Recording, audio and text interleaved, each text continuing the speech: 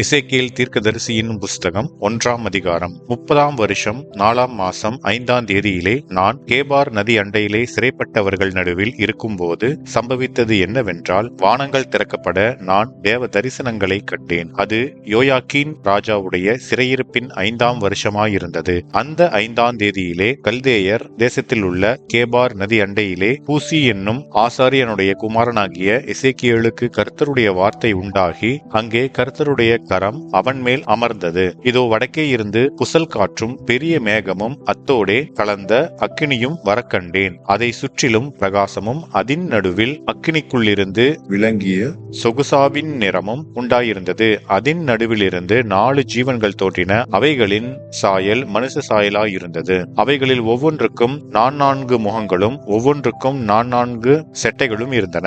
அவைகளுடைய கால்கள் நிமிர்ந்த கால்களாயிருந்தன. அவைகளுடைய உள்ளங்கால்கள் கன்றுக்குட்டியின் உள்ளங்கால்களுக்கு ஒப்பாயிருந்தன. அவைகள் துலக்கப்பட்ட வெண்கலத்தின் வருணமாய் மின்னிக் கொண்டிருந்தன. அவைகளுடைய செட்டைகளின் கீழ் அவைகளின் 4 பக்கங்களிலும் மனுஷ கைகள் இருந்தன. அந்த 4க்கும் அதினதின் முகங்களும் அதினதின் செட்டைகளும் உண்டாயிருந்தன. அவைகள் ஒவ்வொன்றின் செட்டைகளும் மற்றதின் செட்டைகளோடே சேர்ந்திருந்தன. அவைகள் செல்லுகையில் திரும்பாமல் ஒவ்வொன்றும் தன் தன் திசைக்கு நேர்முகமாய் சென்றன. அவைகளுடைய முகங்களின் சாயலாவது, வலது பக்கத்தில் 4 மனுஷ முகமும் சிங்க முகமும், இடது பக்கத்தில் 4 எருது முகமும் கழுகு முகமுமாயிருந்தன. அவைகளுடைய முகங்கள் இப்படி இருக்க அவைகளுடைய செட்டைகள் மேலே பிரிந்திருந்தன. ஒவ்வொன்றுக்கும் உள்ள 2 செட்டைகள் ஒன்றோடொன்று சேர்ந்திருந்தன. மற்ற 2 செட்டைகள் அவைகளுடைய உடல்களை மூடின. அவைகள் ஒவ்வொன்றும் தன் தன் திசைக்கு நேர்முகமாய் சென்றது. ஆவி போக வேண்டும் என்றிருந்த எவ்விடத்துக்கும் அவைகள் போயின. போகையில் அவைகள் திரும்பி பார்க்கவில்லை. ஜீவன்களுடைய சாயல் எப்படி இருந்ததென்றால், அவைகள் எரிகிற அக்கினி தழலின் தோற்றமும் தீவர்த்திகளின் தோற்றமுமாயிருந்தது. அந்த அக்கினி ஜீவன்களுக்குள்ளே உலாவி பிரகாசமாயிருந்தது. அக்கினியிலிருந்து மின்னல் புறப்பட்டது. அந்த ஜீவன்கள் மின்னலின் தோற்றம் போல ஓடித்திரிந்தன. நான் அந்த ஜீவன்களை பார்த்து கொண்டிருக்கையில், இதோ பூமியில் ஜீவன்கள் அண்டையிலே 4 முகங்களையுடைய ஒரு சக்கரத்தை கண்டேன். சக்கரங்களின் ரூபமும் அவைகளின் வேலையும் படிக பச்சை வருணமாயிருந்தது.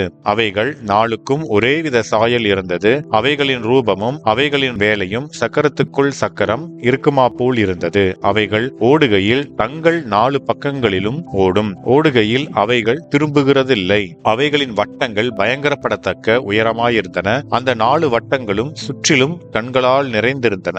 அந்த ஜீவன்கள் செல்லும் போது அந்த சக்கரங்கள் அவைகள் அருகே ஓடின. அந்த ஜீவன்கள் பூமியிலிருந்து எழும்பும் போது சக்கரங்களும் எழும்பின. ஆவி போக வேண்டும் என்றிருந்த எவ்விடத்துக்கும் அவைகள் போயின. அவ்விடத்துக்கு அவைகளின் ஆவியும் போக வேண்டும் என்றிருந்தது. சக்கரங்களும் அவைகளின் அருகே எழும்பின.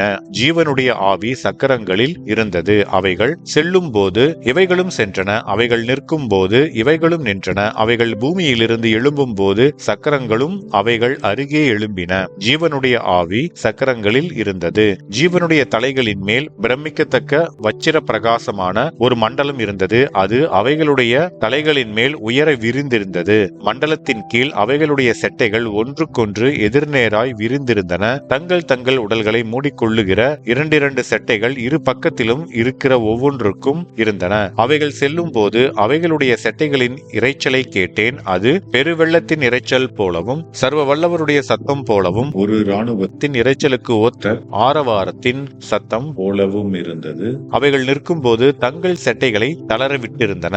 அவைகள் நின்று தங்கள் செட்டைகளை தளர விட்டிருக்கையில் அவைகளுடைய தலைகளுக்கு மேலான மண்டலத்தின் மேல் இருந்து ஒரு சத்தம் பிறந்தது. அவைகளின் தலைகளுக்கு மேலுள்ள மண்டலத்தின் மீதில் நீல ரத்தினம் போல விளங்கும் ஒரு சிங்காசனத்தின் சாயலும், அந்த சிங்காசனத்தின் சாயலின் மேல் மனுஷ சாயலுக்கு ஒத்த ஒரு சாயலும் இருந்தது. அவருடைய இடுப்பாக காணப்பட்டது முதல் மேலெல்லாம் உட்புறம் சுற்றிலும் அக்கினிமயமான சொகுசாவின் நிறமாயிருக்க கண்டேன். அவருடைய இடுப்பாக காணப்பட்டது முதல் கீழெல்லாம் அக்கினிமயமாகவும் அதை சுற்றிலும் பிரகாசமாகவும் இருக்க கண்டேன். மழை பெய்யும் நாளில் மேகத்தில் வானவில் எப்படி காணப்படுகிறதோ அப்படியே சுற்றிலும் உள்ள அந்த பிரகாசம் காணப்பட்டது. இதுவே கர்த்தருடைய மகிமையின் சாயலுக்குரிய தரிசனமாயிருந்தது. அதை நான் கண்டபோது முகங்குப்புற விழுந்தேன். அப்பொழுது பேசுகிற ஒருவருடைய சத்தத்தை கேட்டேன் என்பதே.